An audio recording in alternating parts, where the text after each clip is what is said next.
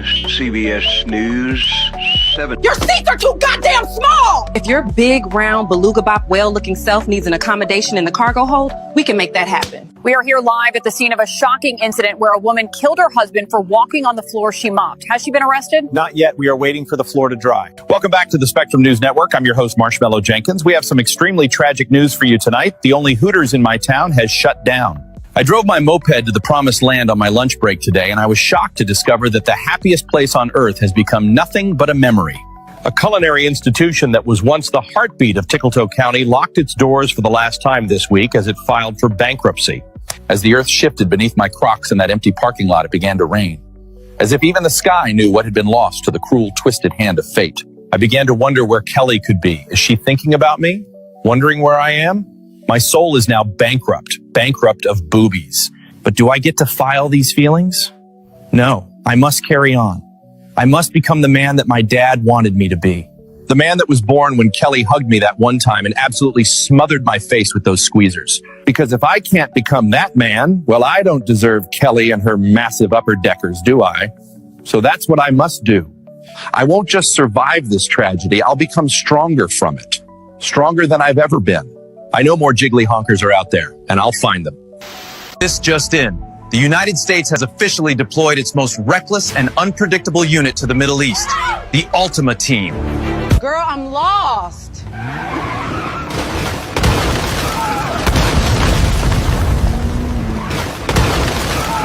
Keisha, guess where I am? Girl, they sent me to Iran. Who's gonna fill in? Girl, that. They got some good ass food here though.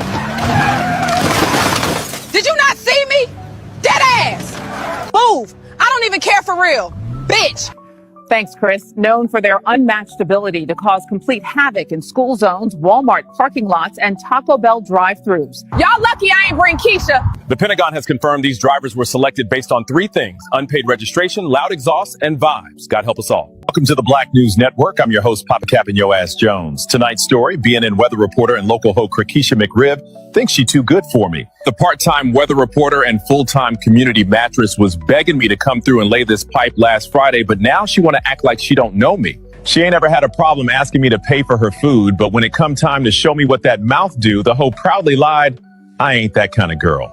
So we just gonna act like you ain't already popping Plan Bs like they a daily vitamin. Oh, please. The dry cleaners won't even take your business anymore. They all tired of cleaning up baby batter stains off your clothes. Don't ever ask me to DoorDash you no crab legs again. You ain't never gonna feel these biggity black balls snocking all up on that tuna fish hot pocket garage door. And she wanna walk around here like we strangers now?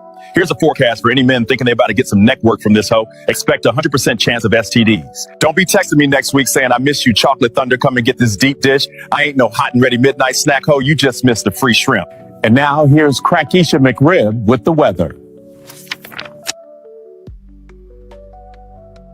Producers have confirmed next season of Love Island will merge with the Hunger Games. Only one couple will survive the new format. Everyone else dies. Senator Buck Nutley has unveiled his Big Girthy Bill, a new proposal meant to rival the Big Beautiful Bill. But does size really matter? The shocking trend of Labubu violation continues as more and more people are finding their dolls' holes stretched wide open and reeking of shame. If you thought Bigfoot was bad, so we're experiencing reverse precipitation. Rain will unfall upward into the clouds starting at 3 p.m. We're getting reports that local resident Mike Johnson has discovered he's been the same NPC for 3 years, repeating identical conversations with neighbors. As you can see, we have heavy cat precipitation moving through the Midwest. Expect 3 to 4 inches of tabby cats with scattered Persian showers. We're seeing a high-pressure system of existential downtown Detroit. Ben Pimpin, who last week received the key to the city, said he is bringing out all of his hoes for a day to pop and shake what they mama gave them. The mayor of Detroit, Mike Crook, will be in attendance even though his wife is pregnant at home because, quote unquote, he won't miss out on this much ass for nothing. Let's go to our Black News media reporter, Destiny Weaves, with her bald-headed ass. She's live with Ben Pimpin at the event now. See, you got jokes, Ellington. What about that one time I caught your ass in the janitor's closet playing with your joystick, huh? Holy fucking airball!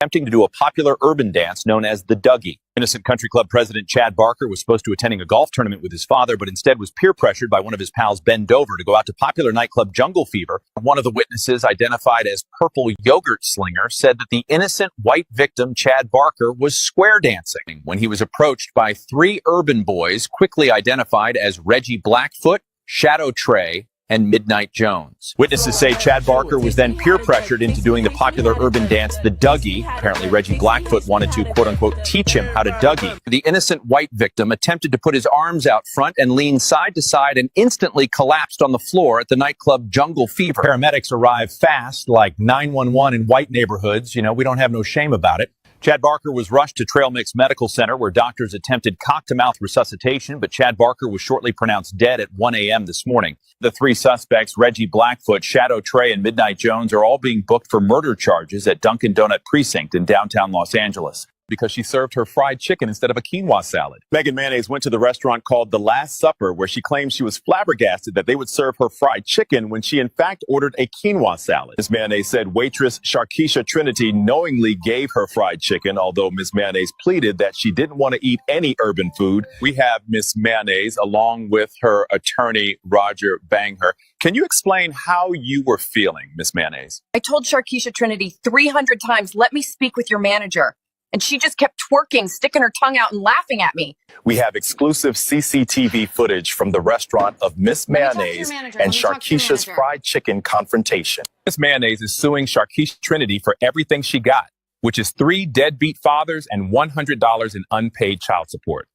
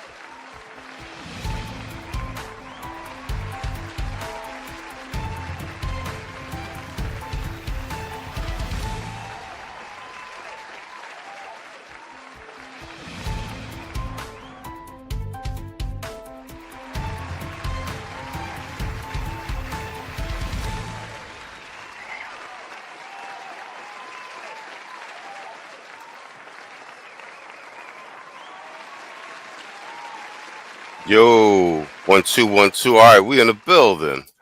Yo, what's up, y'all? All right, let's do the news, man. All right, I see a couple of. Oh, look at this. It's about time. YouTube done finally turned my leaderboard on. All right, cool. I was seeing everybody else with their leaderboard on in their chats. I'm like, what's up? All right, yeah. If y'all in the chat, y'all should see like little crowns and stuff next to yourself. All right, they done finally turned my damn leaderboard on. All right, we in the building. All right, brother Zeke, I believe he was up in here first. You guys can hear me cool. Quiet Storm, what's up, Playboy? Yo, I got your joints. I got all the joints you sent me. I downloaded most of them today and skinned them up. Matter of fact, hey, let's just get to it. Kwame Kaiju in the building. I got the stuff you sent me I got the stuff you sent me too. Yeah, I'm gonna set the you right. Let me set the goal. Yo, this one, I got a ton of new drops. I'm gonna actually be cycling them in and out during the night. But here's one courtesy of courtesy of Quiet Storm. All right, Jakifa KFC Ida. I heard you're looking for a new car today. Mm-hmm. You know your girl needs a new ride. Well, we do not accept EBT, so get the fuck out.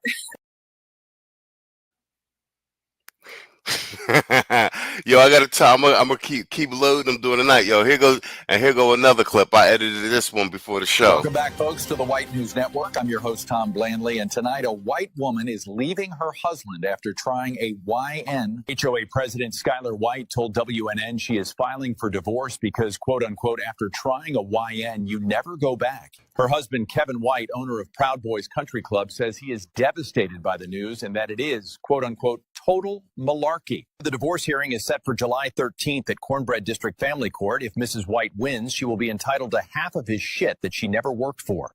Next up, rock star Roger Bang-Her has already impregnated 3 women on his Fuckfest tour. But first, a word from our sponsor.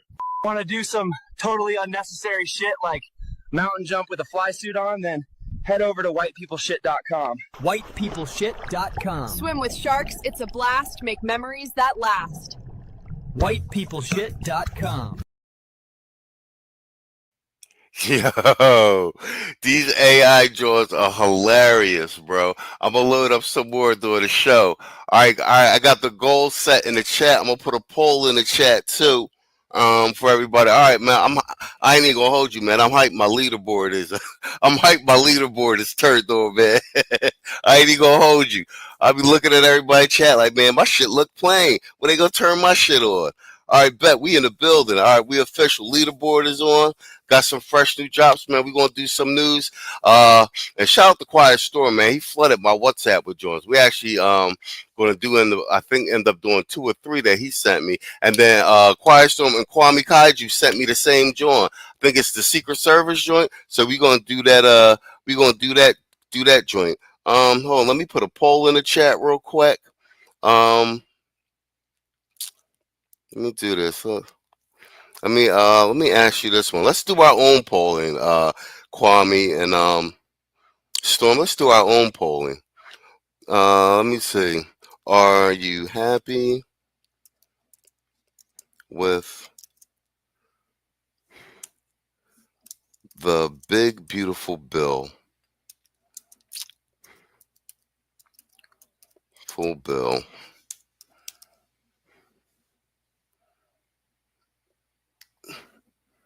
Bang.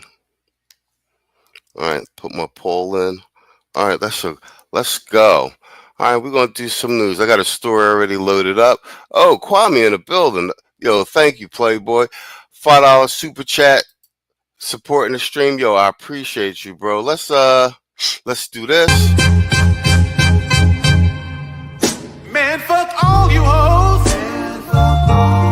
Fuck you and your mammy and your granny too. Fuck all you hoes. I'm sick of this shit. Fuck all you hoes. Fuck all you. Don't give a damn, bitch, what you wanna do. Fuck all you hoes.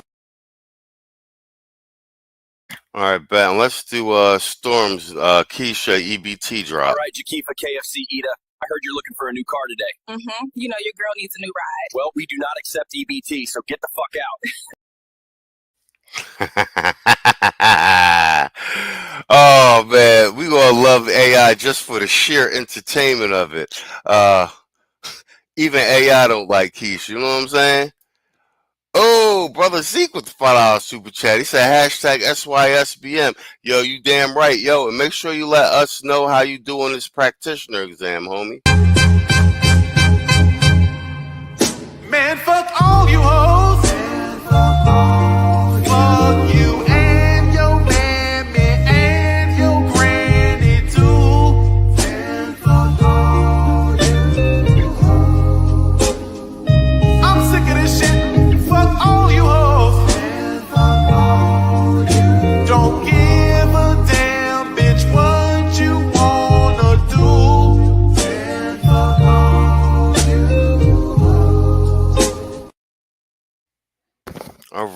Excellent. And you know what? For good measure.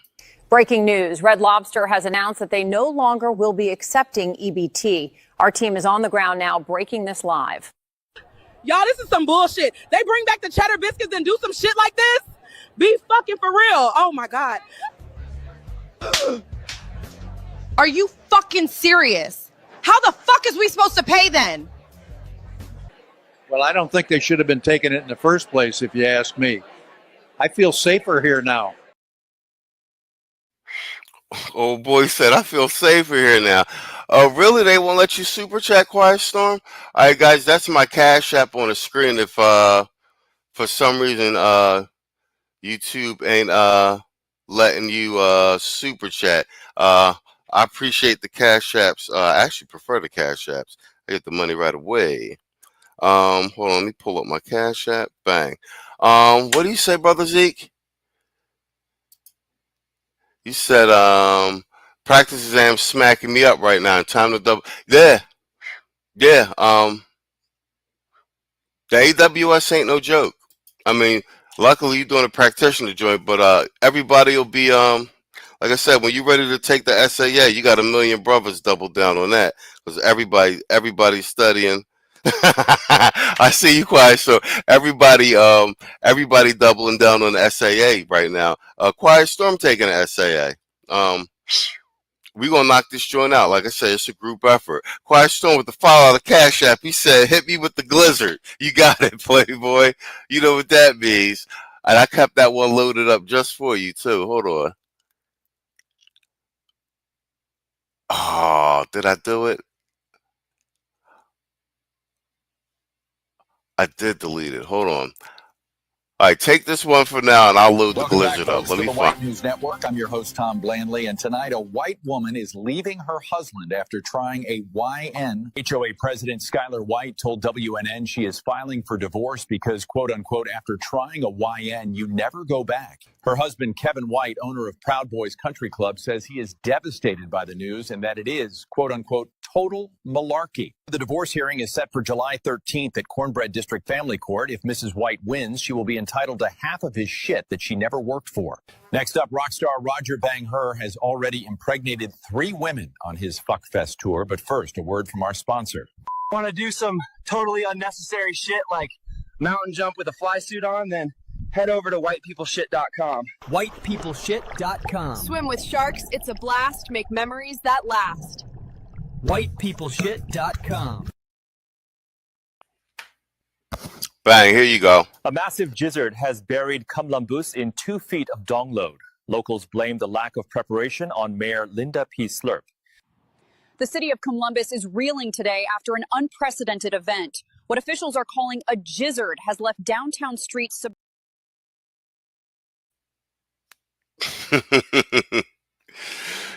Oh yeah, you caught that? Wait, Roger Banger was in another AI drop. Yeah, I know, right? What he says, taking my class to dial in on this studying. Yeah, hell yeah, bro. Yeah, brother Zeke, it's everybody's 10 toes down, getting prepped up with these certs in Theo's class. Like it's a real dojo, and it's a long-term investment. You got a bunch of people up in there helping you work and get towards your goal, like accountability and study partners. It's ongoing. It's a hell of a support group. All right, guys, let's get to some news. We got my girl Maria Bartiromo. I've been watching her since the 80s. This is Speaker Johnson reveals plan for more Trump mega bills. A lot more work ahead. And this is Sunday Morning Futures. Maria covers the financials, and she's one of the best of the old school journalists. Ask the hard questions, and this is her with Speaker Johnson. So let's double down on it. To take action against Russia this week for their continued attack on Ukraine and Ukrainian citizens. On Capitol Hill, Congress is preparing to pass bipartisan legislation that would place sanctions on Russia, as well as a 500% tariff on any country that imports energy from Russia. Meanwhile, the president making good on his promises to extend the tax cuts, bolster immigration enforcement, and defense spending, signing into law the one big, beautiful bill on America's 249th birthday, July 4th. Now, Republicans are seeking to do another mega bill by the end of the year. Joining me now in the Sunday Morning Futures exclusive is the Speaker of the House, Mike Johnson. Mr. Speaker, thanks so much for being here this morning. Hey, Maria, good morning. Always a pleasure to be with you. Let me start with Russia, because I know there's a lot of support in the Senate for this. 80 senators or plus have supported potential sanctions on Russia and its energy. Would you take that up? Would you take that to the floor? I would. I think there's a big appetite for that in the House as well. I think tough sanctions are called for. I mean, Vladimir Putin has shown an unwillingness to work with President Trump to bring an end to this this unjust war on Ukraine. Yeah, a quick note on that. Listen, I'm of the firm belief with this stance by Putin. When Zelensky, with that blow up in the Oval Office with Zelensky, Vance, and Trump, I think at that particular time, that was the best time. That was the most leverage that the Ukraine had, and that was the most pliable and flexible that Putin was at the time to deal with Trump, because Trump was fresh in. His State Department, Bessent, everybody, it was full court press. They had the talks at Minsk, and I think Bessent said it perfect. He said that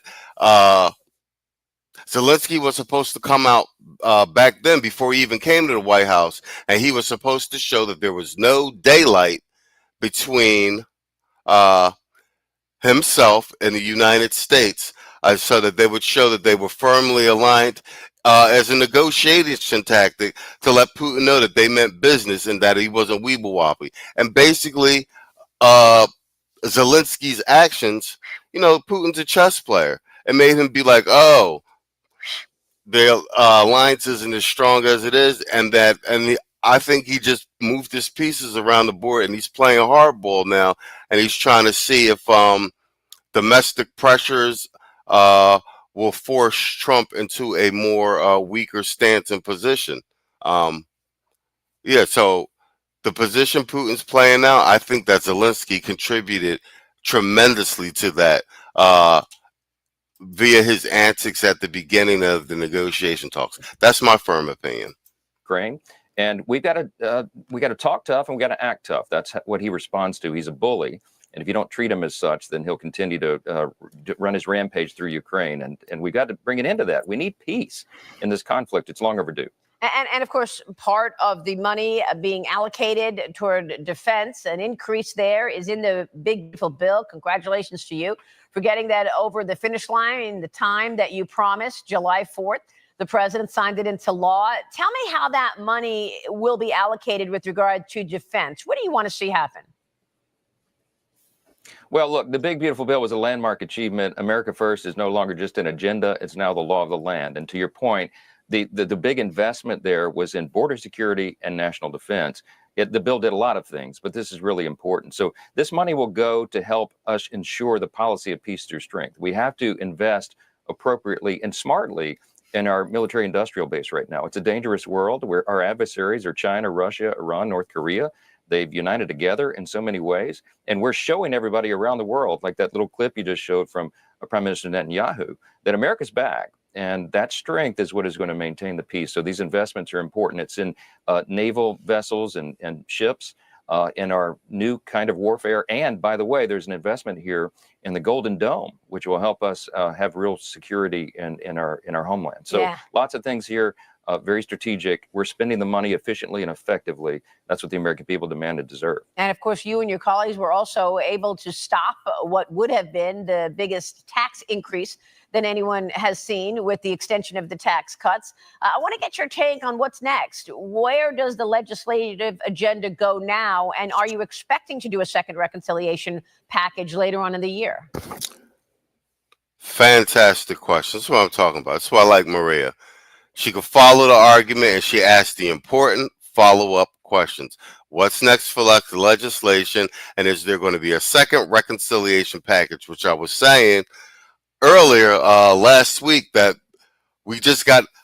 The thing was to get these tax cuts from his first term, because they're about to expire, get them solidified, get his no tax on tips, no tax on overtime locked in, increase the spending for homeland security in the military. They have to, because they got to deport all these fucking people. Like, that spending is an offset for the debacle from the Biden administration. It has to be done. They had to fight with the Democrats because the Democrats were trying to lace their pork on. You know what I'm saying? And she's asking about a reconciliation bill to fix basically all the stuff that they weren't able to get done with this first round of the bill. And what I was saying is, they passed the bills with all these cuts for everybody else, and everybody gets their pork regardless. The one time that there's stuff in there there's cuts for the middle class and the working class, and there's incentives for the middle class and the working class, all of a sudden the Democrats is like, oh, it's too much spending, and they're trying to shut the bill down. Like, no, stuff our shit in there with the rest of the pork. Let's get our shit, and we handle it on reconciliation. That's why I'm glad she asked this question. Yeah, we're implementing a playbook that we designed well over a year ago. About 15 months ago, we began this process, understanding and believing that we would win unified government, that we'd have the White House, the Senate, and the House in the Republican hands, and that we would not want to waste this historic opportunity with President Trump coming back to the White House and us having the responsibility of fixing every metric of public policy that Biden and Harris and the Democrats destroyed over the previous 4 years. So the big, beautiful bill was the first big step in that, but we have multiple steps ahead of us. We have long planned for at least 2, possibly 3 reconciliation bills, one in the fall and one next spring, that would continue to allow us to do this on a partisan basis where we only need Republican votes and we don't have to drag Democrats along. Yo, I knew it. I like this. Exactly. Get the ugly shit out the way first. You get it done by July 4th for symbolism. Get it done before the midterms, and get it done before the State of the Union address. So he's got stuff to tout. And then we'll do these smaller reconciliation bills. I was just thinking one. He's talking about 3 or 4, and these are bills that they can get passed, that they could be on the partisan side, and they don't need the Democrats for it. So that's good strategy to me, man. This is good governing and good politics. There is no appetite to fix any of the mess. We have to do it ourselves. So yes, that's next. In addition to that, we will continue to get the country back on a path to fiscal responsibility by rescissions packages that will come from the White House and will enact and claw back spending and eliminate fraud, waste, and abuse in the multiple reconciliation packages, and in appropriating at lower levels of funding.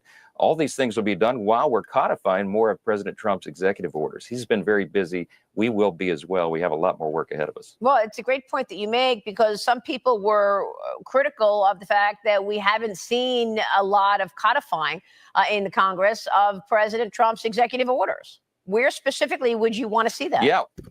Another good question, Maria. Another good question.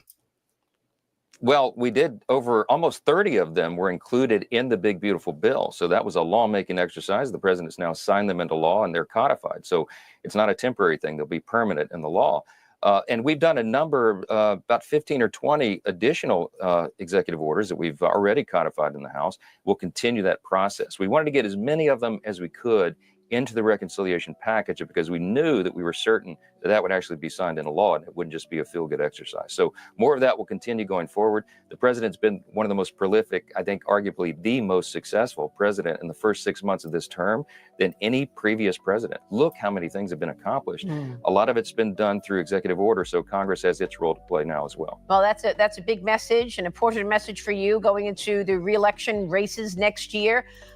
In terms of debt and the spending cuts that so many people want to see, that was really the pushback or the debate among you and your colleagues. Do you feel you have the support in terms of spending cuts? Should you actually get to do that second reconciliation package you're referring to?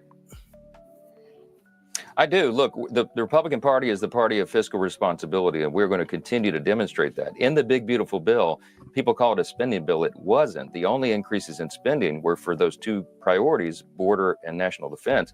Everything else was carving back and saving money from the budget, which is why you call it a reconciliation bill. So we would have actually achieved, and we will, in excess of $1.6 trillion in savings. That is an historic number. No Congress, no legislative body in the history of the planet Earth has ever saved so much in a bill. Now, it's just the first step, though, Maria, as we point out. We have a $37 trillion federal debt. You and I talk about this all the time. We all do. And we have to have a combination of reduced spending and greater economic growth. We put jet fuel into the economy with the One Big Beautiful Bill. It will be that. And extraordinary growth. We're projecting 3% going forward and $4 trillion in new revenue just out of the legislation. But more is ahead. And the tariff policy and the other policies of the Trump administration have been wildly successful. In fact, we had a budget surplus, as you know, in the month of June, the first time since 2017, when President Trump was last in the White House. So more of that is ahead. Every American will feel it. And the Big Beautiful Bill was geared and written for a lower and middle class earners in the country. They're going to be feeling really good as we go into that midterm. No, there you go. Staying on message. The primary part of the bill was written for low working class and middle class people. You haven't had any budget reconciliation for working class and middle class people in the directly into a spending bill since like when? We're talking decades. Term election in 26. I'm really glad you mentioned the surplus. I was going to raise that because there was so much hysteria over President Trump's tariffs, and yet look what it is getting you. $100 billion in tariff revenue on an annualized basis, actually creating a surplus for the month of June. The last time we saw a surplus was the president's first term in 2017. But sir, I want to... We're going to stop it right there too, exactly. I came down on the right side of the tariffs too. I told you these fucking economists didn't know what they were talking about. But I knew that because if you remember leading up to November elections, I told you that Trump did a sit down with with Bloomberg, and it was like a council of like economists, and he went head to head with one of these chief economists. He was in a room full of economists and finance people, and he explained this tariff strategy. He went head to head with this guy, and like toward the end, like Trump basically bodied him. Let's read a couple of quiet storms. He says the defense sector hiring process will beef up considerably. I know Theo is not a fan of government hiring, but hey, it's out there, brothers. Take it from me as a current government contractor. Like I said last night, I did overtime for my last pay period and made an extra $500 on my paycheck. Compliments of no tax on overtime. Bro, it's happening. This is what I'm talking about. It's happening in real time. It's happening in real time. Less executive orders and more policies signed into law. And pause by machismo paused on the year-by-year break or the deficit. Yeah. Paused on that year-by-year breakdown on the deficit and surplus since 2019. Yeah. And I paused there because the key takeaway, one, we already got surplus via the tariffs, but the key takeaway is the last time we saw a surplus, not a deficit, that this time in the administration is what? The last time this dude was in office. Yo, what up, Irvin? Storm says Joe Biden. Yeah, Joe Biden had a deficit all 4 years he was in office. Trump got his with C19 in 2020. Now he gets a surplus in less than 6 months, bro. We backed the right horse, bro. And boots on the ground. My man just got his no tax on his OT, bro. What's happening? And like I said, this is governing correctly where you enact laws and legislation. You put things in paper where the general public can feel the effect of it almost immediately. Do you understand? I want to switch gears and ask you a bit about the FBI and the DOJ, because we still don't have enough information on the shooter. It is 1 year ago today that the president was shot out and, of course, got grazed. And all right, perfect. Did she provide me the perfect segue? Because we're about to go into the Secret Service and the shooting as well right after this. So this is a perfect segue. And hit in the ear. And people are wondering why we don't have more information about this. I spoke with the FBI Director Kash Patel about it recently, and here's what he told me. Watch. 2 reasons, 2 open, ongoing prosecutions. So 2 of the investigations are obviously closed because the individuals are dead. But there's 2 live prosecutions. And so we can't get ahead of the federal court case. A lot of that information will come out in the federal court cases, but we have personally invested our time in making sure that we have looked at any possible international connections to terrorism and adversaries alike. And we've both been down to Quantico. Speaker, do you have any other information about this shooter? I don't. Look, we had a bipartisan task force that worked in the House very, very quickly and looked very closely at what happened in Butler, Pennsylvania. The terrible mistakes that were made there, the errors. They came up with 30 recommendations to address those mistakes and ensure they don't happen again. We have new leadership, of course, at the Secret Service. We're counting on them to do that job, and I think they will. We have some very patriotic, faithful people who work in that agency, but they have a big task. So does DOJ and so does the FBI. That work has to continue at a steady pace, and the American people deserve answers. There's more to come. Mr. Speaker, real quick before you go, I know you're waiting on the supplemental package for the emergency money for the devastation and the tragedy in Texas. What's the timing on that? How much do you expect?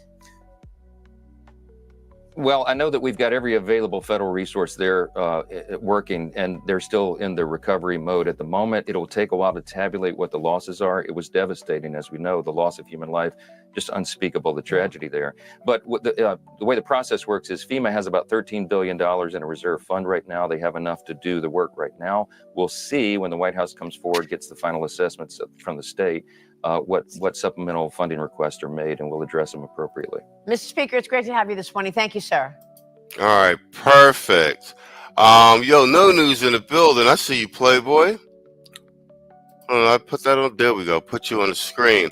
Oh yeah, and Storm. This you talking about? The public speaking about the bill. Yeah, I have that one. I'll cue that one up as well. No news. No news. Between no news, Kwame, and Storm, man. Cause I'll be scrambling sometime last minute to get content together for like the news desk, but y'all brothers be helping me stay one step ahead. And then no news with the AIs, bro. I got enough to give away because I'm I'm reskinning some and sending them to Obsidian. But no news. This one of the joints you sent me, I threw it on a skin and did it up. Welcome Here we back, go. folks, to the White News Network. I'm your host, Tom Blandley, and tonight a white woman is leaving her husband after trying a YN. HOA President Skylar White told WNN she is filing for divorce because, quote unquote, after trying a YN, you never go back. Her husband, Kevin White, owner of Proud Boys Country Club, says he is devastated by the news and that it is, quote unquote, total malarkey. The divorce hearing is set for July 13th at Cornbread District Family Court. If Mrs. White wins, she will be entitled to half of his shit that she never worked for. Next up, rock star Roger Bang-Her has already impregnated 3 women on his Fuckfest tour. But first, a word from our sponsor. Want to do some totally unnecessary shit like mountain jump with a fly suit on, then head over to whitepeopleshit.com. Whitepeopleshit.com. Swim with sharks. It's a blast. Make memories that last. Whitepeopleshit.com. Yo, I'm winning with these jaws. I don't care what nobody say. I'm winning, kids. Oh, I'm killing them with these AI drops, bro. I'll be rewatching some of my own jaws, but like, yeah, that joint is hot. Killing them with these AI drops. Oh yeah, here. Let me show you the EBT Keisha. Keisha trying to buy a car at the dealership, John. Storm sent me this, John. Hold on. All right, Jakifa KFC Ida. I heard you're looking for a new car today. Mm-hmm. You know your girl needs a new ride. Well, we do not accept EBT, so get the fuck out. AI showing Keisha no mercy, bro. AI showing Keisha no mercy. I haven't seen a good AI Keisha representation yet, and I ain't mad about it. But Maria set us up with a nice segue into her asking that follow-up question to Speaker Johnson. Oh yeah, I did get the email about the Cologne, Germany joint, Brother Zeke, but that's from like 9 years ago. I remember that joint though. I'll play a shorter clip of that, but I see why you did send it to me. Like with the influx of the immigrants into Germany, the type of crimes they were having. It's actually an apropos parallel to what's going on over here in the States.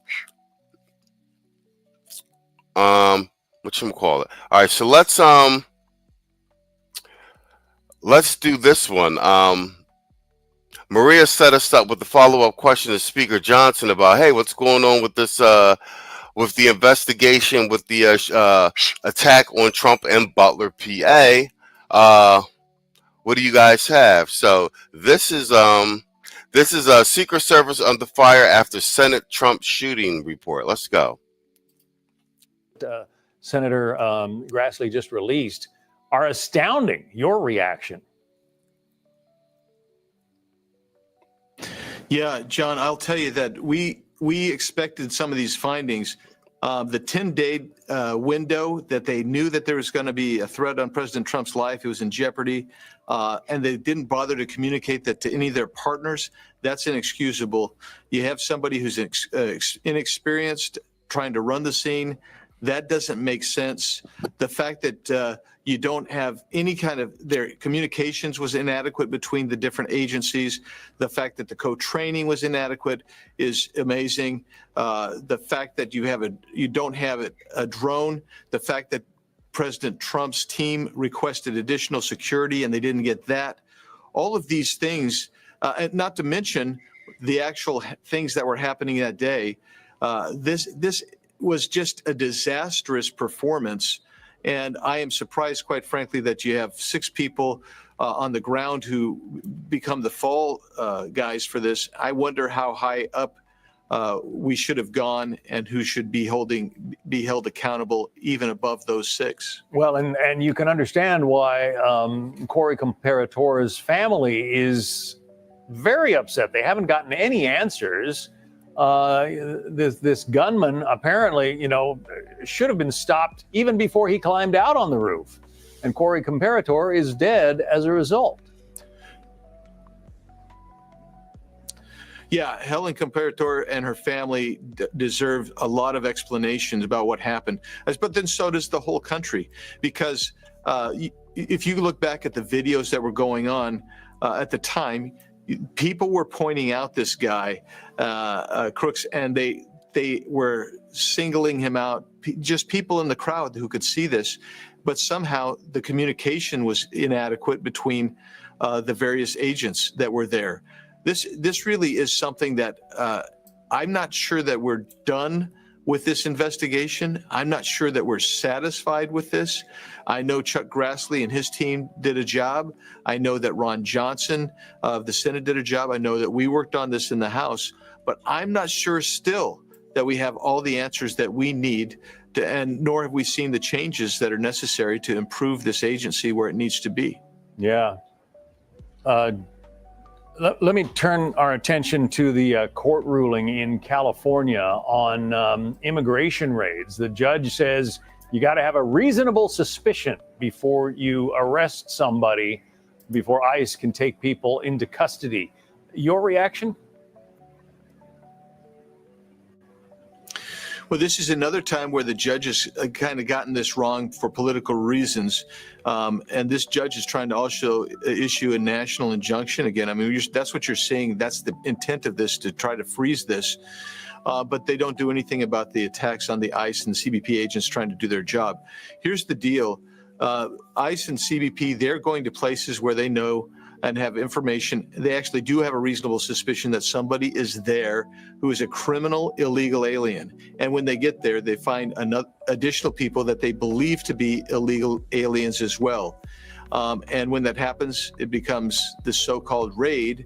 And then you see the reaction. The judges here in California, in the district courts that are stopping these raids, they are not protecting the citizens of this country, nor are they following the law, in my opinion. Yeah, the administration is supposed to carry out the laws enacted by Congress. the judicial branch is not supposed to be making laws, correct? That's right. I mean, this is kind of a biased legislation from the bench, which is something you never like to see in a constitutional republic, because it means that you have one branch that's acting. And like, I'll say something. I had this conversation with Saul, and I'll say this. It's a pain. The Democrats started this lawfare stuff with trying to get Trump not even to be able to be on the ballot, not even be on the ballot this term.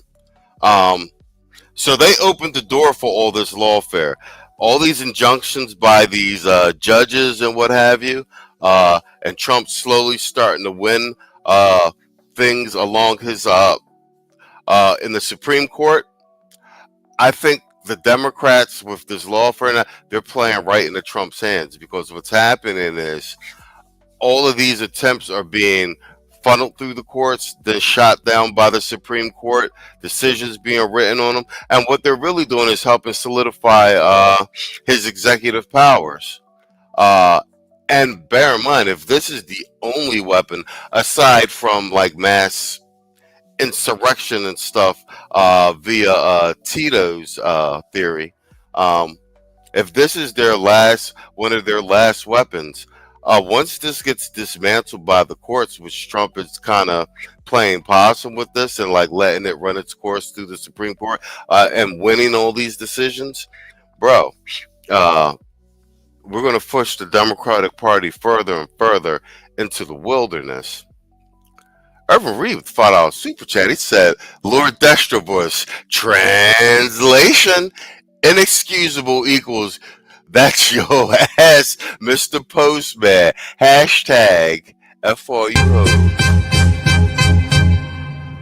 Man, fuck all you hoes. Fuck you and your mammy and your granny too. Man, fuck all you hoes. I'm sick of this shit. Fuck all you hoes. Man, fuck all you. Don't give a damn, bitch, what you wanna do. Man, fuck all you hoes. And here's a bonus drop courtesy of Quiet Storm. Oh my God, these people can't drive. I'm gonna have to go around them. Watch out! Watch out! Girl, you will not believe what just happened. I was on the highway and this car just... Watch out, bitch!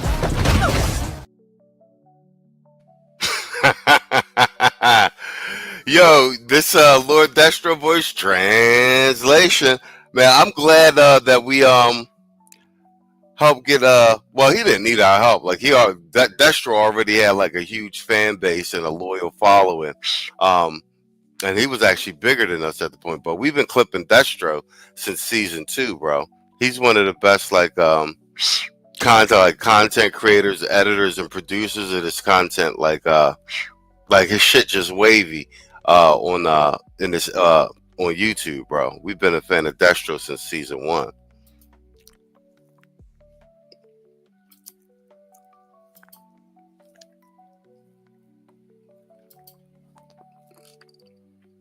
You said he just hit 30K subs again? Damn. Yeah, Destro, Cobra, yeah. We've been clipping clipping Destro since season 1, bro. His production is crazy. Outside of its lane, and that's where we've seen not just this judge in Camarillo, but this from the judges around this country who have come out and tried to scuttle President Trump's agenda, whether it's on the birthright citizen issue or in this instance, arresting people who the ICE and CBP agents believe to be illegally in the country. And by the way, that their statement is the reasonable suspicion. That's the problem with this judge's decision, is that reasonable suspicion is a rather subjective point of view, and that's what they're exhibiting now with CBP and ICE. Congressman Andy Biggs, Republican of Arizona. Congressman, thank you. I'm Steve Ducey. I'm Brian Kilmeade. And I'm Ainsley Earhart. All right, cool. Let's rock. Let's load up this next segment. This is I'm jumping around because I didn't want to do back to back. But let's good news because and I like this because basically I'm with Kevin O'Leary. I actually did a whole long form video on the tariffs, and I just let Kevin O'Leary do all the talking because he understood what Trump was doing, and I agreed with his reasoning 100%. But it's nice that so quickly this is turning around with the tariff policy where we're actually seeing money where we can, like I said, quantitative results, deliverables, and tangibles. So we can actually see the real-time effects of the tariff policies, and those deliverables and quantifiable things that we can see are in the terms of money in the coffers. So this one is we'll just do a segment of this. Treasury Department reveals massive budget surplus, and this is the story is only 24 hours old, so we're good. Let's do bang. Here we go. Let's go.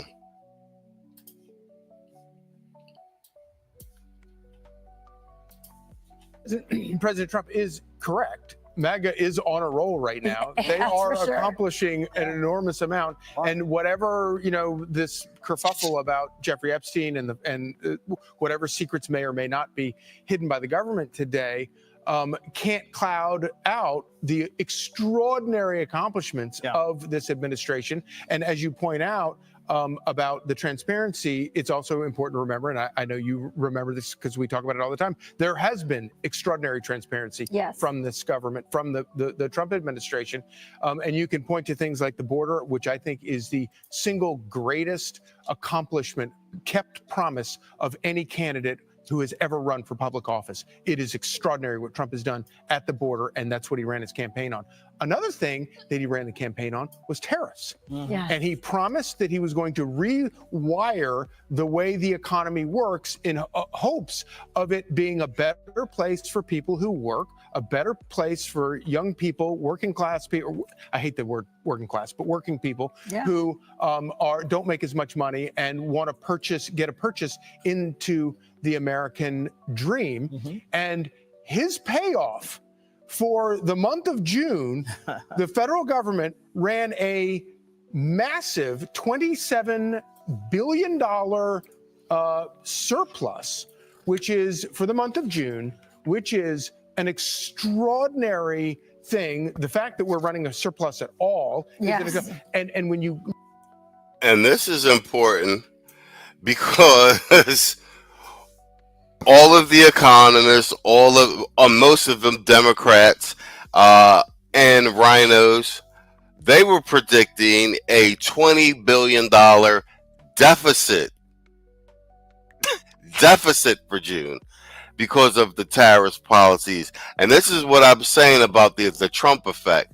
The other thing they hate about Trump is that by Trump simply doing his job and doing what he said, he's discrediting all of these experts, all of the career politicians. He's shown you that all these people have been wrong for all these decades, and all of these excuses about why they can't get things done and why they need more money for this is all bullshit. Because he hasn't even been in office in 200 days, and he's got pretty much everything fixed and delivered on more than half of what he promised during the campaign trail. The real threat of Trump is that he's efficient and he's running on common sense. And Trump has proven that all of this government shit is not as difficult as people are making it seem. It's all gaslighting so they can get more and more of your tax dollars or rob you and not deliver anything to you. Trump is a glitz in the matrix because he was already a billionaire. He don't need their money. They can't buy him off. You feel me? Irvin Reed with a $2 super chat. He said, Cobra, la la la la la la, tax. Age of the Berserker. Yo, you know all, bro, you know all the keywords. Age of the Berserker tax. Hashtag F all you hoes. Man, fuck all you hoes. Fuck you and your mammy and your granny too. And fuck all you hoes. I'm sick of this shit. Fuck all you hoes. And fuck all you. Don't give a damn, bitch, what you wanna do. And fuck all you hoes. And here's another extra news drop courtesy of, this is either Quiet Storm or no news. Welcome back to White News Network. I'm your host, Kimberly Kumquat. Tonight, a white family is in shambles after their precious cat Meow Meow went missing last Thursday. The Schumeister family said Thursday evening, right before supper, they called for Meow Meow, but she never came. That's when Bertha Schumeister's 911 skills automatically kicked in, and she urged the city to bring every deputy on the force. The family say they absolutely suspect foul play because there's no way their precious Meow Meow would have ever want to just leave them. The Schumeister family is offering a reward for the safe return of Meow Meow. Ready for it. A whopping $3.25 is their offer. Cornbread County is using their entire city budget in efforts to track down Meow Meow. So far, there hasn't been any leads. We'll keep you updated. Next up, Mayor Mike Crook's mistress had their third baby. But first, a word from our sponsor. To do some totally unnecessary shit like mountain jump with a fly suit on, then head over to whitepeopleshit.com. Whitepeopleshit.com. Swim with sharks, it's a blast. Make memories that last. Whitepeopleshit.com. Well, they passed the big, beautiful one, and news flash to you, trumpets. You're screwed, too.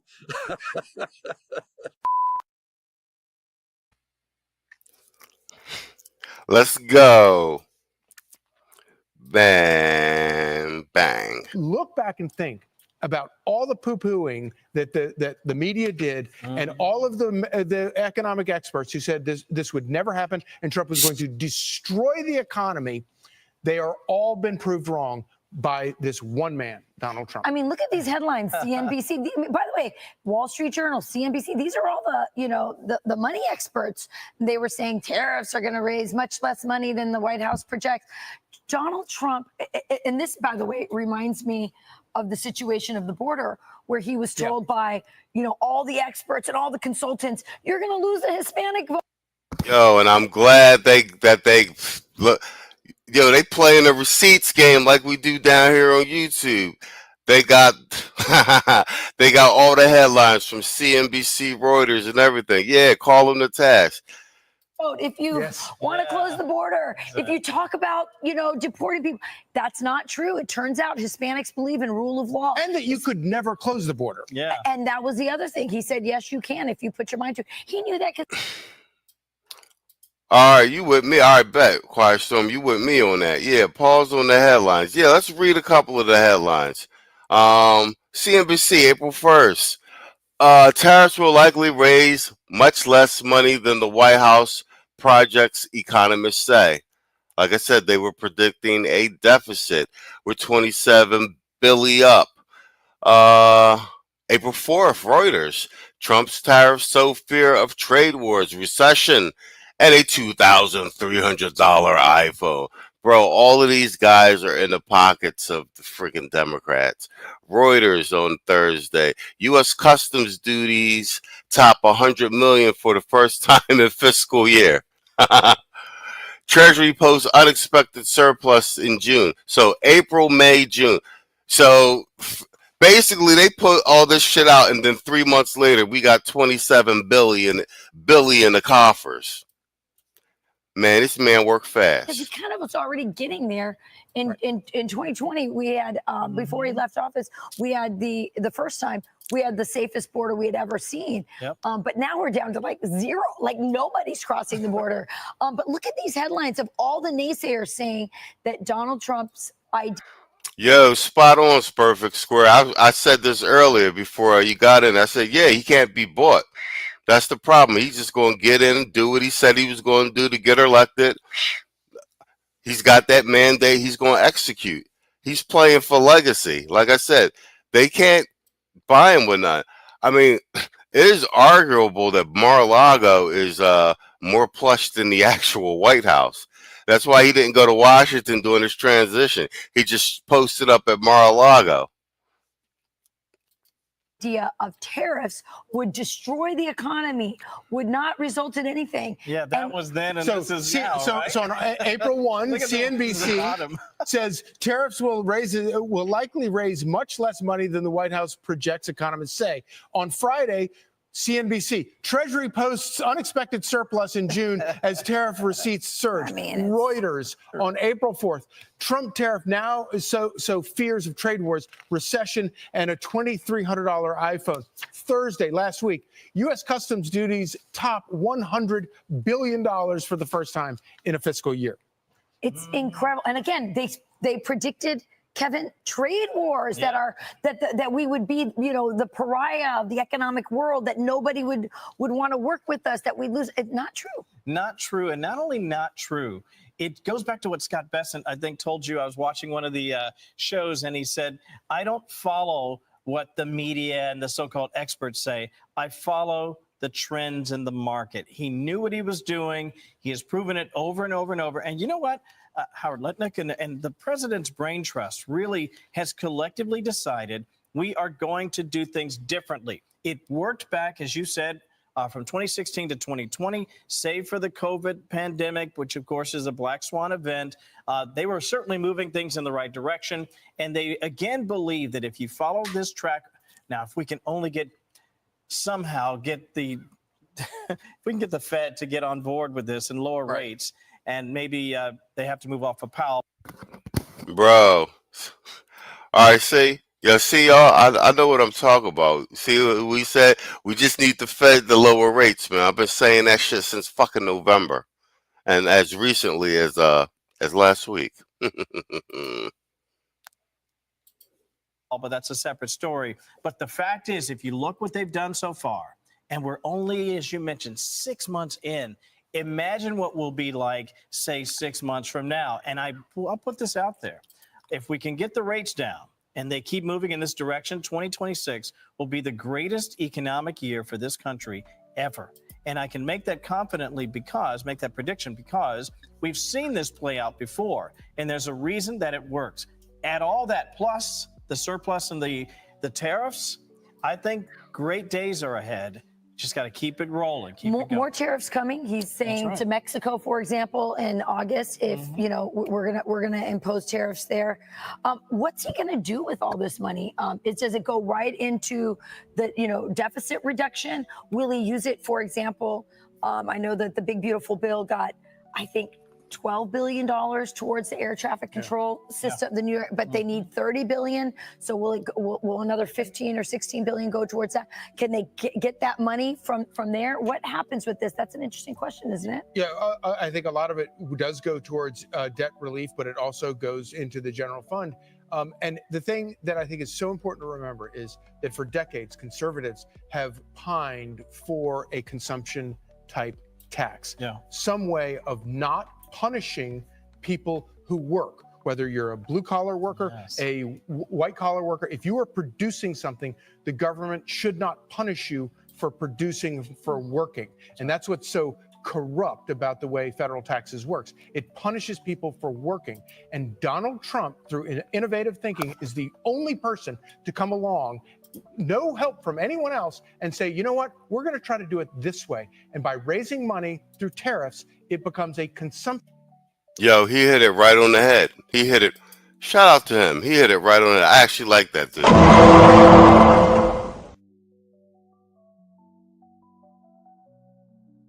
He hit it right on the head. The way the tax code is written, it punishes you for working. If you have a LLC, if you have a corp, if you're corporate, of course there are going to be incentives. You get you're in a better tax position.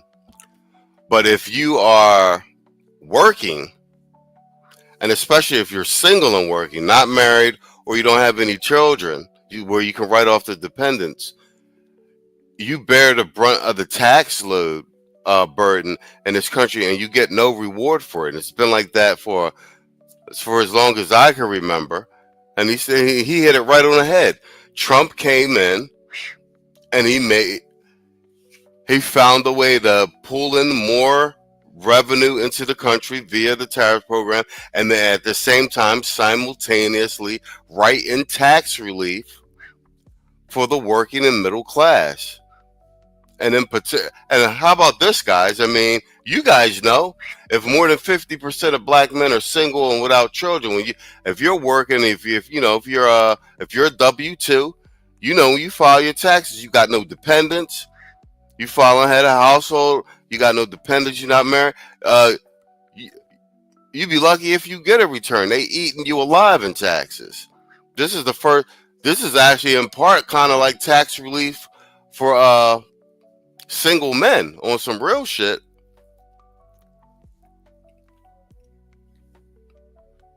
All right, let me run the rest of this real quick. We're toward the end of that segment. Tax as opposed to a tax that punishes people for working. Donald Trump loves people who work, and he wants people who work to be rewarded, and God bless him for it. And that goes back to the border again, which is why 100%. It's so important. You close the border, you limit the amount of people that come in seeking low-skilled jobs, and suddenly that labor shortage means the wages for the working class rise. Again, this is Donald Trump. Donald Trump sticking up for the working class and sticking up for those who are working the hardest in our country. And again, this is about putting a businessman in the White House. And so is it any surprise that we have these results? I'm Steve Doocy. I'm Brian Kilmeade. And I'm Ainsley Earhart. And click here to subscribe to the Fox News YouTube. All right, bet. Shout out to, hold on. I got to get used to having my Cash App open. Yo, shout out to Revelator. He said for the news desk stream, $5 Cash App, man. Yo, appreciate you, bro. Yo, here's a drop for you, sir. Man, fuck all you hoes. Fuck you and your mammy and your granny too. And fuck all you hoes. I'm sick of this shit. Fuck all you hoes. And fuck all you. Don't give a damn, bitch, what you wanna do. And fuck all you hoes. And here's an extra AI drop so they don't go to waste. I've been loading them up as we go. I think Quiet Storm sent me this one too. You'll like this one. It's up to date. Back to White News Network. I'm your host, Kimberly Kumquat. Today, the BFI released documents that claim no special files exist from that one famous island. Wink, wink. BFI director said, quote unquote, although you've seen plenty of known people at that island, no American people, you were just seeing shit. The BFI office also released perfectly edited 24-hour surveillance footage of that jail cell where the main guy in charge was being held. At this point, these guys are playing in our face. Most of you are too blind to see it. Yes, sir. AI at this point is undefriggin-feeded. All right, let me let something play while I load up this next segment. How about this? Then your light shall spring forth. Then you shall call, and the Lord shall answer. Then you shall cry, and the Lord shall say.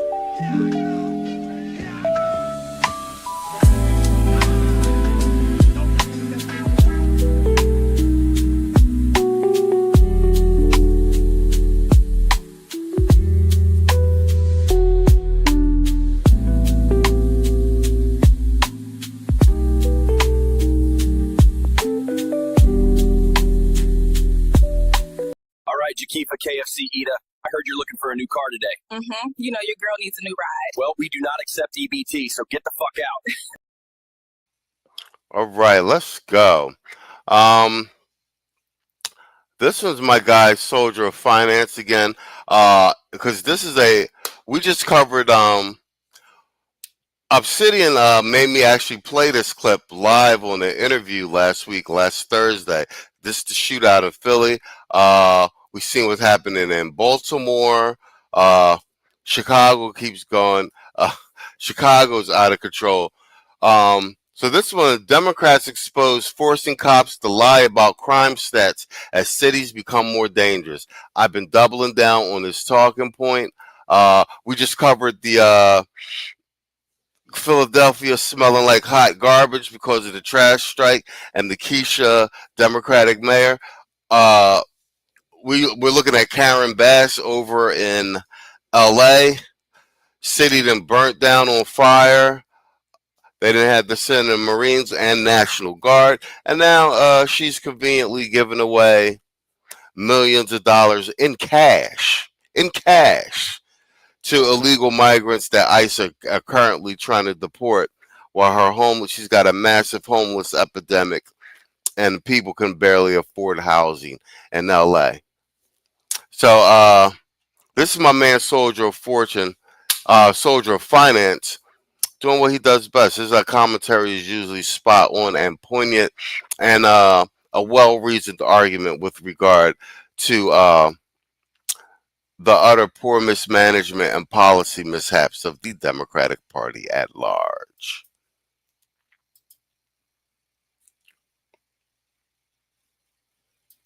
Yo, Alexander X in the building. What up, Playboy? All right, we in here. All right, y'all floating up in here. All right. All right, let's go. Let's let my man rock. That violent crime is down in America's big blue cities. Who are we to believe, them or our lying eyes? Police have released that surveillance video. It's from the doorbell camera right there, up there on the porch of that shooting that we were on all yesterday morning. Horrible tragedy. It looks like there's 3 gunmen and they're shooting across the street where there's so many other people. This is Philly. This is my city. Well, at least a section of the city. I thought it was South Philly.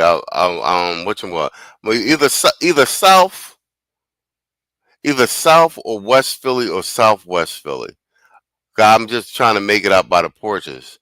I'll see what they talk about. Maybe it's in Germantown. That are all around. We do want to warn you that it obviously is extremely. I mean, people died. It's alarming to watch.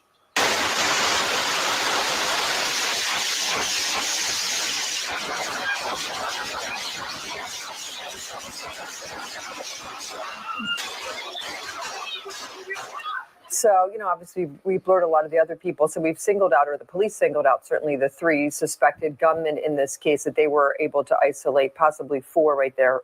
So, of course, 12 people were struck and 3 of those victims died. This was the scene. There was evidence markers, more than 140. This is one of the victims. I met this young man when he was 17, and he was paralyzed from another shooting. And then he, lived and was a young father 5 more years. And then he was just killed in this horrible tragedy right there. There's video that was blurred where you could see him out there in that horrible, horrible incident that occurred. So he is one of the 3 men that were killed. The other 2, his name specifically is Azir Harris, who's now 24. With a live look in Oakland where a violent 4th of July left police scrambling. There were so many shootings, officers were racing to get from one to the next.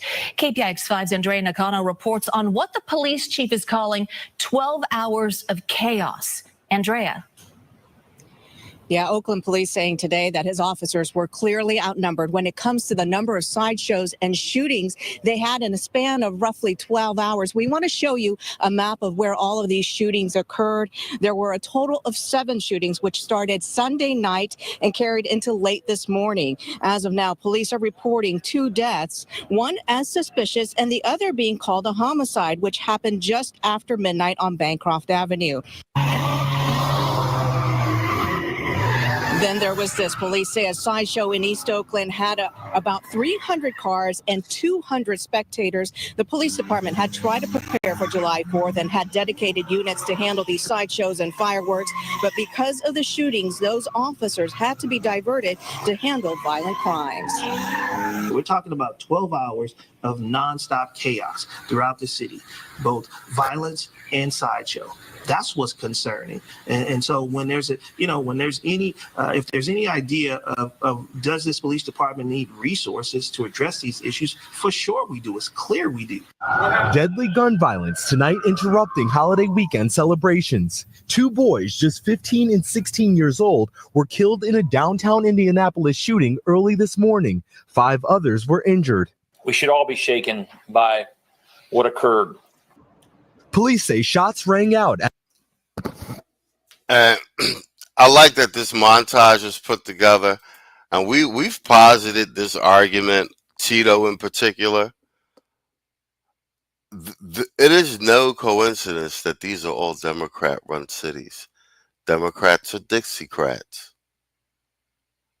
Democrat is the party of slavery. Do you really think they're the biggest funders and proponents of Planned Parenthood? And this is only happening. Of course, there are crime in red states. We're not saying that. We're talking about the overwhelming proportion, and it being an ongoing thing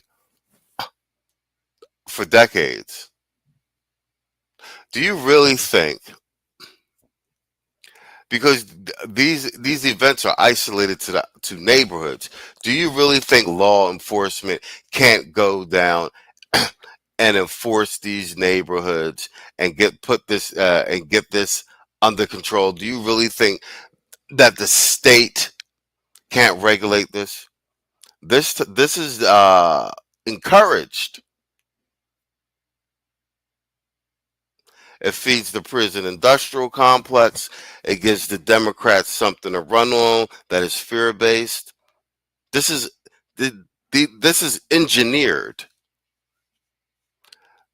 They can ask the federal government for more money for schools and for policing, et cetera, and then that money gets siphoned off to the nonprofits, never hits the school districts or the neighborhoods.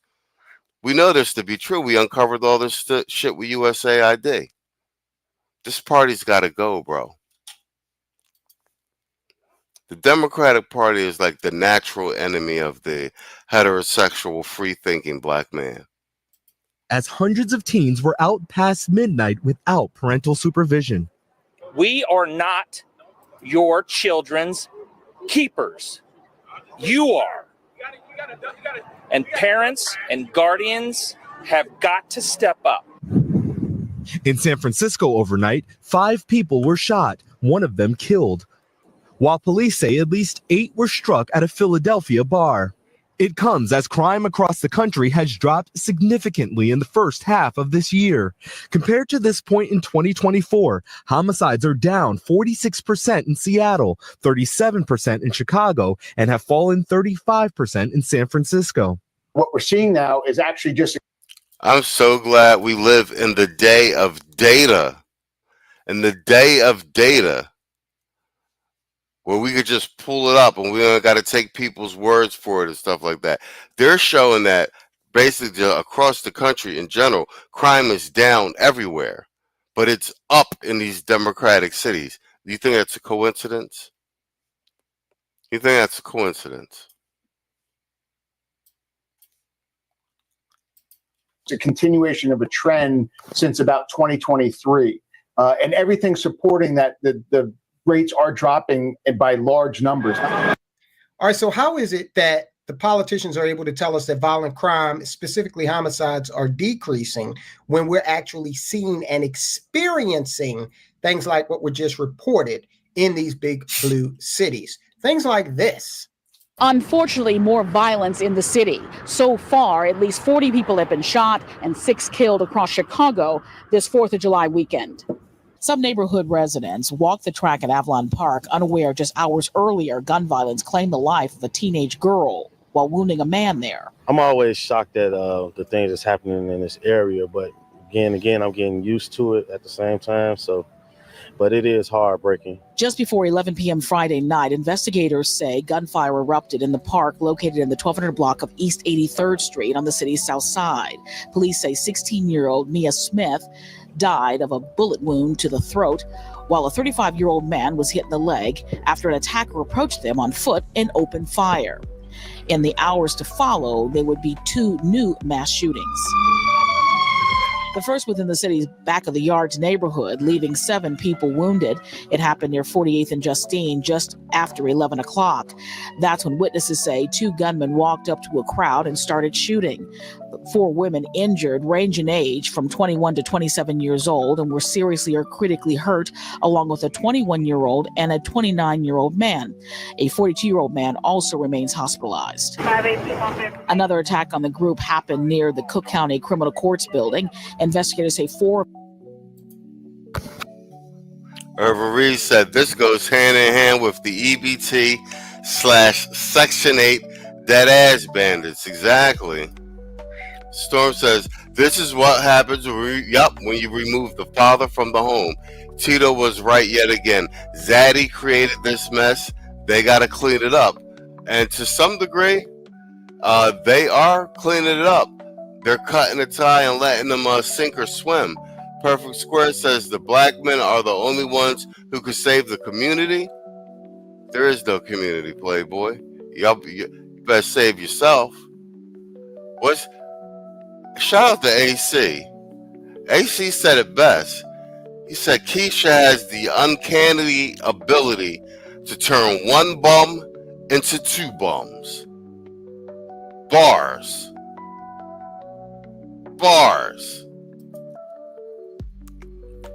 4 men were sitting in a car near 27th in California when another vehicle pulled up and someone inside started shooting. The men, who range in age from 25 to 33 years old, each suffered multiple gunshot wounds. Street pastor and anti-violence activist Dr. Donovan Price says he's concerned about what feels like an uptick in gun violence. Sometimes it's about plain evil. All right, so 2 things can't be true, right? Either we are experiencing less crime, or what we're seeing actually happening is not accurate. All right, well, the explanation for this could be very simple. If we go back to 2018, when DC officers started to expose the fact that the DC Metropolitan Police Department was massaging the numbers in order to make it appear as though violent crime was falling instead of increasing. And how did they do this? Well, by engaging in reclassification. It was a hot summer afternoon last August. A woman standing outside this liquor store in Petworth asks a man to buy her some water because she was thirsty. What happened next, according to this police report, unimaginable. The man allegedly slashing the woman in her face and neck with an unknown object, sending her to the hospital. Now, that might sound like an assault with a dangerous weapon, felony charge that can get you 10 years in prison. But that's not the way DC police reported it, instead classifying the alleged crime as a simple assault. Simple assault is a misdemeanor that only carries a maximum of 6 months in jail. Then, in December, inside this apartment building in Columbia Heights, a night of drinking between a man and his boyfriend ends in domestic violence. The suspect grabbing his partner and holding a knife to his neck while screaming profanities at him. Does that sound like an assault with a dangerous weapon, or even an aggravated assault, also a felony? Not according to this police report, which shows investigators once again opted to classify the alleged attack as a misdemeanor simple assault. In the end, those police reports showing neither case ended up being prosecuted. So why in the world would MTV seemingly downplay crimes in the district by labeling them as less serious than they actually were? I'm a sergeant for the Metropolitan Police Department, and I'm a whistleblower. These veteran officers say it is all by design, and they have the documents to prove it.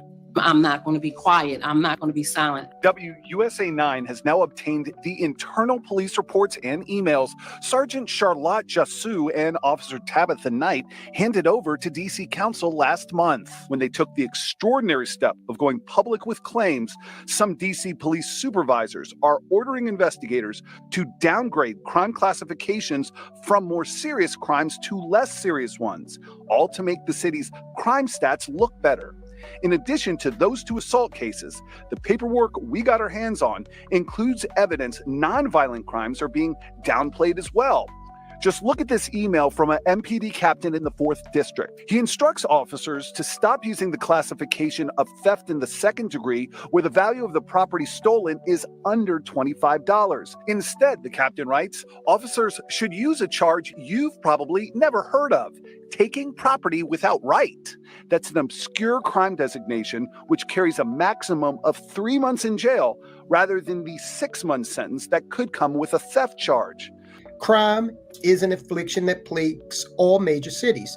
In the district, the past 3 years, and they're talking about 2016, 17, and 18, have seen an ebb of the flow of violence, with homicides skyrocketing in 2015, only to see a 2-year dip followed by another spike this year. But a close look at DC police crime stats reveals that crimes like robberies and shootings continue to shrink in number. One veteran DC police officer is blowing the whistle on what he calls years of corruption and crime reclassification by the department. Don't think DC would be alone on this. Quote, if it's a burglary and someone enters the home but nothing was taken, they'll have us reclassify it as an unlawful entry, which brings the crime down from a felony to a misdemeanor, said the officer, who talked to Fox 5 on the condition of anonymity. Felonies are reported to the FBI. The Uniform Crime Report compiles the stats, providing a national barometer of violent crime for the record. So the FBI is getting these numbers from the local police departments. What they do is, if the victim doesn't want to give up any information, then they change it to injured person to hospital, okay, in the case of like an assault, all right? And you know, in the inner city, they've got this stop snitching mentality where even people who are not involved in any way in criminal activity are reluctant to actually report the details of a crime that was perpetrated against them, because in many cases they are in fear of retaliation. He noted that the reclassification turns, in this case, a shooting into an incident, not a crime. So, okay. So again, if the victim doesn't want to give up any information, and in shootings that is all too often, right, then it's not a violent crime. It's just an incident. A search of DC police reports for a 19-month period up to April of 2018 showed that DC police had taken nearly 3,000 reports for injured person to hospital. Now, let's just say half of those, 1,500, were not injured person, but were shootings that the victim was reluctant to talk about, okay? Of those reports, 61 were for gunshot wounds, and only 11 of those were self-inflicted, okay? But the classification infers that no crime had been committed. Understand that, right? And then extrapolate that out into a year's worth of crime stats. And that's how Muriel Bowser, the mayor of DC, can get up in front of a crowd and claim that crime is down, because they're juicing the stats, okay? All right, this DC officer says that he has actually been on scenes where he's been told to reclassify these incidents. Quote, yes, I've been on the scene. I know what it is. They say, no, we're going to make it this. And, you know, we're looking at each other like, wow. And we're like, okay, he said, there's no need to get disciplined over that. So we just go ahead and reclassify.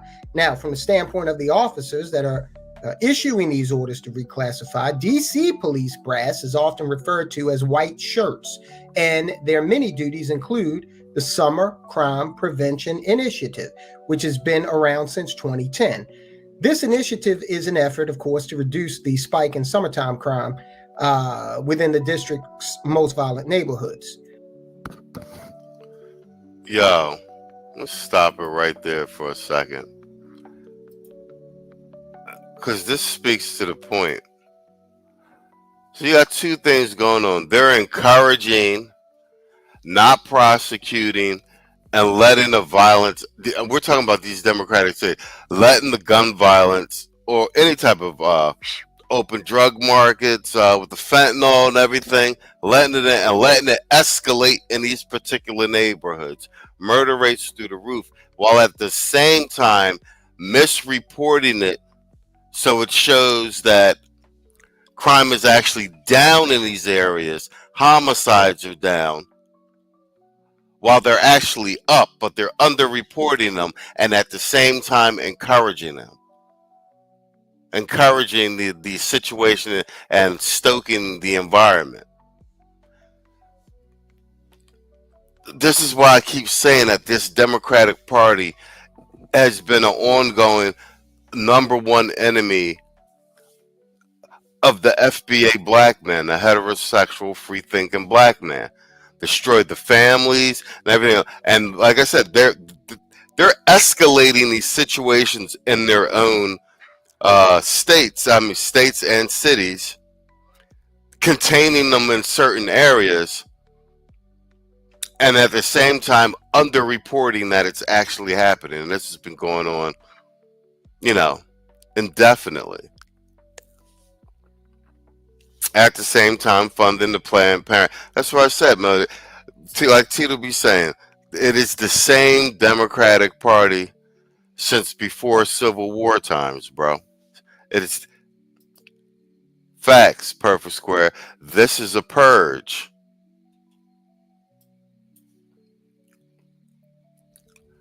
Shout out to Irvin Reed with the $5 super chat. He said, hashtag SYSBM. Beware the reach back now that the rope is tightening. That's a whole fact. Don't fall for it, gents. We're past negotiations. Hashtag F all you hoes, ready the Armada, and D-discipline. Man, fuck all you hoes.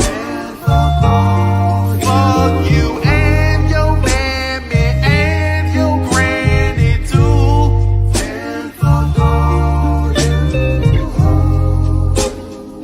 I'm sick of this shit. Fuck all you hoes. Don't give a damn, bitch, what you wanna do.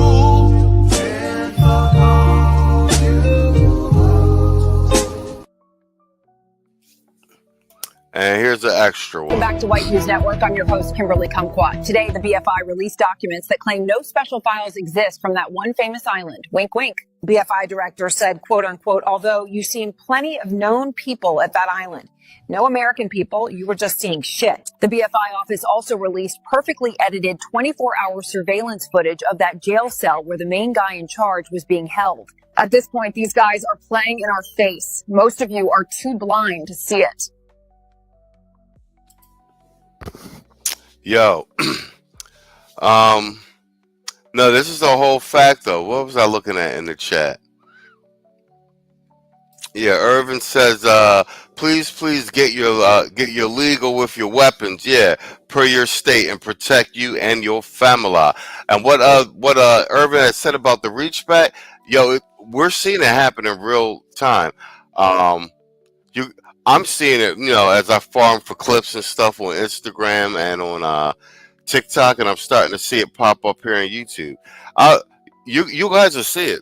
It's all these quiches out of the blue, out of nowhere, talking pro MAGA talk.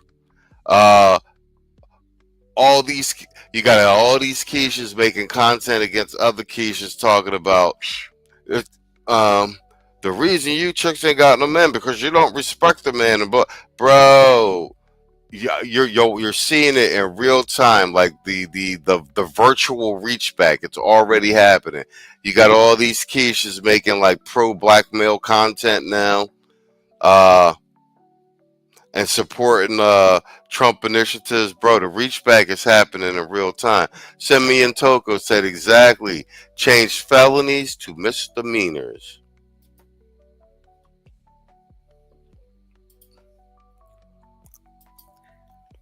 It's considered a competition, okay? Multiple white shirt sources turned down opportunities for interviews on camera, okay, because they don't want to be retaliated against. But records from 2013 through 2017 showed that captains who achieved the lowest crime reduction were swiftly promoted through the ranks. And you know what happens when folk are promoted, they get more money, okay? So a promotion from captain to inspector or commander in the DC Metropolitan Police Force could mean a raise of between $12,000 and $32,000 a year. Real money, right? The officer who talked to Fox 5 said he'd been told on numerous occasions to alter a crime report that might otherwise be classified as a felony. So if DC's doing this, okay, listen, DC. Quick segue. Brother Zeke got it on the screen. Get concealed carry card license and looking to reciprocity map for your state. Facts. And that's a segue because we covered a story last night, and there's starting to be a bunch of them, of the Keisha that gunned down to her ex, her baby's father. He's successful, gunned him down in a barbershop and then did herself. There was another story of another Keisha waiting for her ex outside of his house, ran up and walked up behind him and laid him out in front of his crib.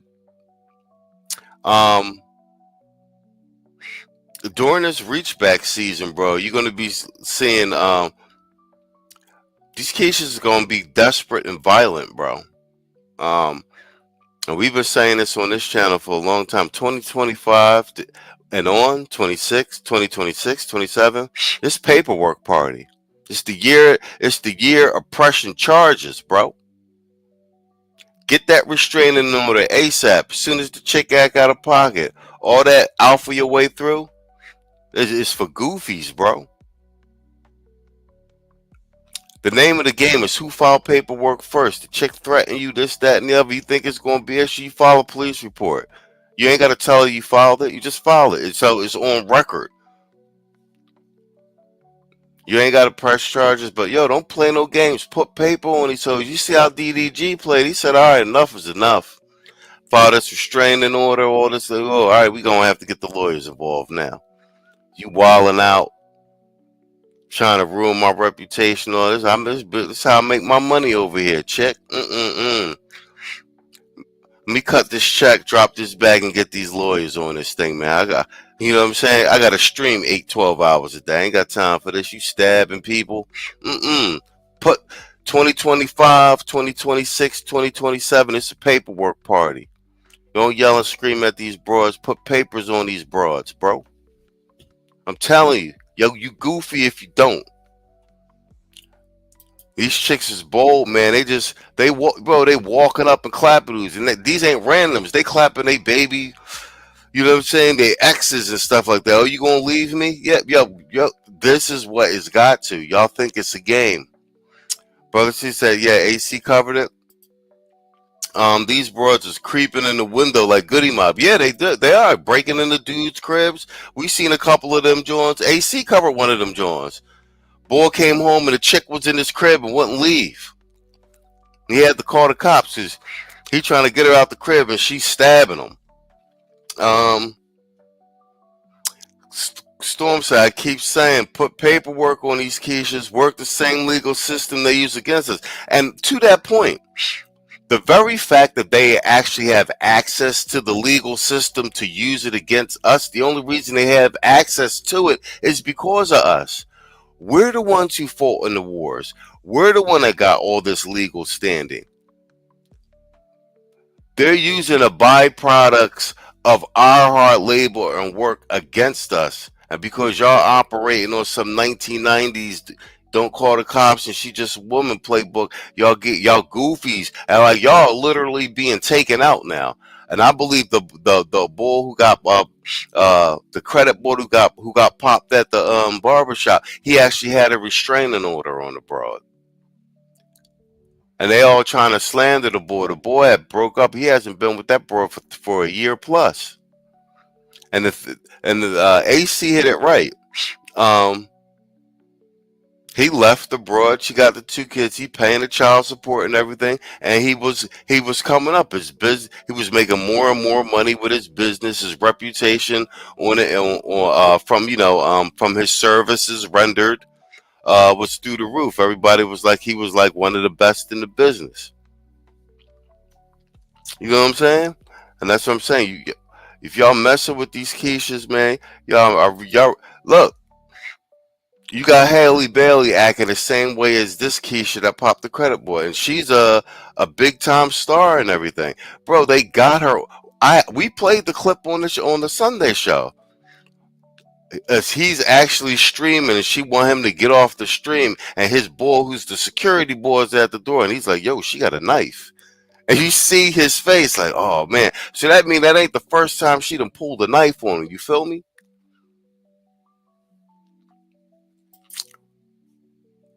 Everyone says file paper, get kids, DNA tests, invest in security cams and recording device. Yeah, that's the new playbook, Playboy.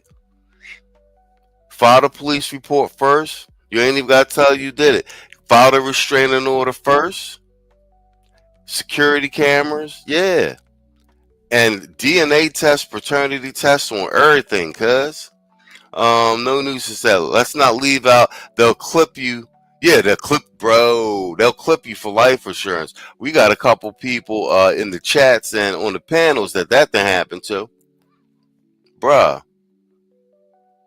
The reach back is going to be crazy, and when there ain't nothing to reach back, it's going to be the crash out.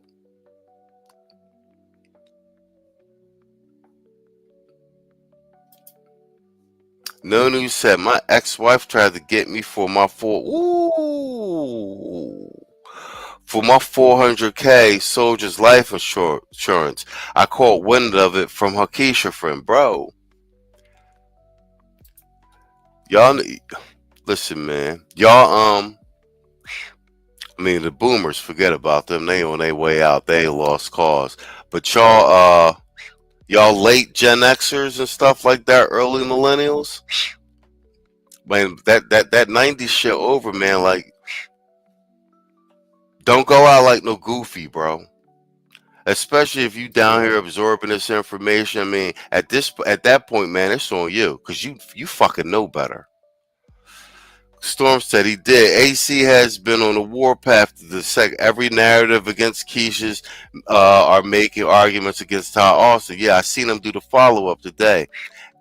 And he's showing their disgusting comments on Facebook. Yeah, leave them Keishas alone. Shout out to AC again. Well, like I said, this is bars. He said Keisha has the uncanny ability to turn one bum into two bums. Real shit, bro. And offhand, I can't really name too many dudes I know that are with Keishas that are actually doing well. I can't. Irvin said, on the other side of that coin, you married dudes better get your Mrs. firearm ready too. Yeah, hell yeah. I mean, but the way they playing now, the wives is trying to take the husbands out, man. The game done flipped all crazy, man. Y'all better get it together, man. Yo, No News just told the insurance on the exes join. The Quiet Storm co-signing on that shit too. Bro, there ain't no reason I should. We ain't got that many people in the chat, bro. There ain't no reason I should be like doubling down on the point about the Keisha girlfriends or exes trying to take you out, and at least 3 people in the chat is co-signing that in real time, bro. You see what I'm saying? Man, y'all protect yourself out here. Like, I'm down in Peru. I ain't really got that problem right now. You know what I'm saying? And when I'm in the States, or was in the States, you know, and if and when I was messing with chicks, like, I'm a little bit more ruthless than like the average bear. So, you know what I'm saying? But look, bro, it's not a game. Zeke said, no surprise, black men becoming bums via association with Keisha. Yo, that's real shit though, bro. The Keisha bum effect is real, bro. That shit is real. Shit, we already at the tail end of that segment anyway. Hey guys, we at the 1 hour 45-minute mark. That's gonna be our last segment for the night. Man, thanks for hanging out with me doing the news. Whatchamacallit? I'll be here Monday through Friday. Today is Monday, well it's Tuesday now. And like I know I keep saying it, but I'm trying to bounce somewhere between the 10 o'clock and 11 o'clock starting time. It's just getting the schedule together, going on the same time consistently every night. It's been a sliding scale. It's been a sliding scale because having to do all the production for the channel every day too, make sure that we stay in the algorithm and don't get deranked. On that note too, I want to thank everybody who likes and leaves comments under the long form videos, because that's our priority on the channel now. We got the short stream on lock. We can pretty much go viral whenever we want on the short stream. We in the algorithm. We know how to tweak it. The streams, the Sunday night stream, we got our core audience, and it seems everybody's showing up for these MTV news desks. These have become a success very quickly. Shout out to Quiet Storm for giving me the inspiration to do this and the motivation. But like I said, the number one priority on the channel is the long form videos, getting them into the algorithm so they get 10K views and up. If that happens, man, we'll be off to the friggin' races. We'll be playing the O'Shea Duke Jackson game. You heard? Oh man, I ain't been in New York so long. I've been wanting to say that. You heard? But I'll be back again tomorrow. Thanks to everybody that sends me news stories to follow up on for. I don't get to cover them all because I put together a cohesive new show segment, but nonetheless, in a pinch, especially when I'm pressed for time, I'll be happy. I'll be like, hold on, let me check my email since somebody sent me something. So I'll be happy, you know what I'm saying? So I had something to work with. And Storm and No News. Yo, y'all got me right with these AI news clips, bro. I've been going to town, and they have been very popular for the channel as well, man. He said, "You got it, Captain Pike. You're funny. You're funny." Yo, that's right there. Yeah, Zeke said it. Wow. Yeah, well, that's the real black wife effect. Yeah, dead or destitute. Fucking right, bro. Yo, that's mad funny. Yo, spot on, man. Thanks for keeping me company. With these news podcasts, I refurbished these joints. The AI turned them into shorts for me, and I'm gonna start chopping these joints up for these long news streams I'm about to start doing. So, like I said, man, I would be doing it if the chat was empty anyway. So, thanks for coming to hang out with me Monday through Friday. I really appreciate it. Thanks for supporting the stream, everyone. I will be back tomorrow. And like I said, all the stuff people sent me, I'm slowly going down the list and knocking them off like every show. Zeke, I seen for the Cologne, Germany joint, I'm actually going to do the shorter one you sent me. I think the clip's like a minute and like 22 seconds. But I know how to segue it into the show. I'll use it as a context piece for the immigrant situation here, because I was about to go full steam with it, and I looked at oh shit, this is 9 years ago. I'm going to have to frame this correctly. So that may more than likely be in tomorrow's news desk show. And either way, good luck on your practitioner exam. And if I've read the chat correctly, the brother Storm is going at the SAA once again by July 30th. I cross my fingers for you, bro. I actually think you're probably going to get it this time. I think 3 is going to be the charm for you. You double down on everything. Yeah, I think you're actually going to get it this time. But either way, City Boys, we up, man. Let me give you guys something to dip on out with. And we're going to call it a wrap for the evening. I will see you tomorrow. As always, like I always say about this time, I want to say good night and good luck.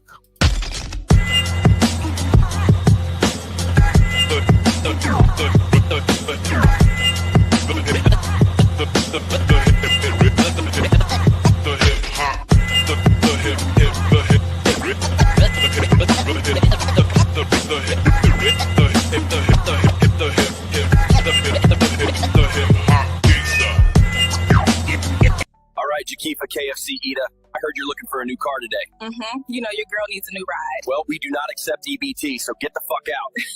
All right, Jakifa, KFC, Ida. I heard you're looking for a new car today. Mm-hmm. You know your girl needs a new ride. Well, we do not accept EBT, so get the fuck out. A massive gizzard has buried Kamlambus in 2 feet of dong load. Locals blame the lack of preparation on Mayor Linda P. Slurp. The city of Columbus is reeling today after an unprecedented event. What officials are calling a gizzard has left downtown streets A massive gizzard has buried... On Keisha, this connection is like trash. Fuck out my way, bitch! Oops. Keisha, you still there? I deadass think I hit a pothole. Oh my gosh. Well, that was already, like, that dent though. Oh my God. Did you not? Okay. We'll do it live. Okay. No. We'll do it live. Fuck it. Do it live. I'll write it and we'll do it. My nigga. Panel. This country needs stronger border security. Our border security is the strongest in the world. What we need is to take care of our children. I can't get an erection. You think giving them amnesty is fair to the people who are already here? They're contributing to the economy. I've tried all the herbs. Amnesty is never the answer. It's not amnesty. It's recognizing their contributions to our country. They said to meditate, but I keep falling asleep. We need stronger vetting. And to enforce the laws already on the books. I'm terrified of being alone with my wife. It's too much pressure. Well, nothing's ever going to change if Congress isn't willing to compromise. Exactly my point. A wall would solve this. I wake up with an erection, but never when she's in the bed with me. A wall would solve nothing. These children have rights. I spent $3 grand on a sandal. Sorry. Hey, where's Stewie? That's tomorrow, and that is it for us today.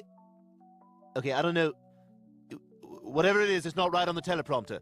There it is. We are going to do Sting, yeah. There's no words there. To play us out. What does that mean, to play us out? To end the show? Yeah. All right, go. In 5, 4, 3. That's tomorrow, and that is it for us today, and we'll leave you with a... I can't do it. We'll do it live. We'll do it live!